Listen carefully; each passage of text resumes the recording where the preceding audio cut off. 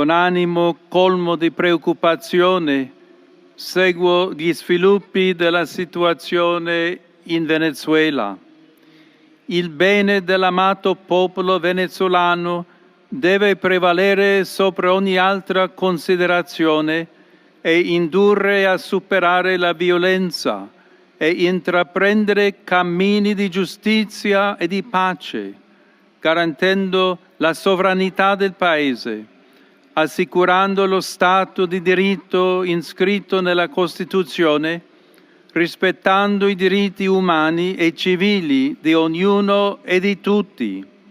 e lavorando per costruire insieme un futuro sereno di collaborazione, di stabilità e di concordia,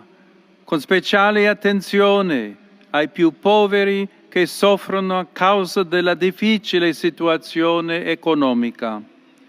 Per questo prego e vi invito a pregare, affidando la nostra preghiera all'intercessione della Madonna di Coromoto e dei santi José Gregorio Hernández e Sor Carmen Rendile.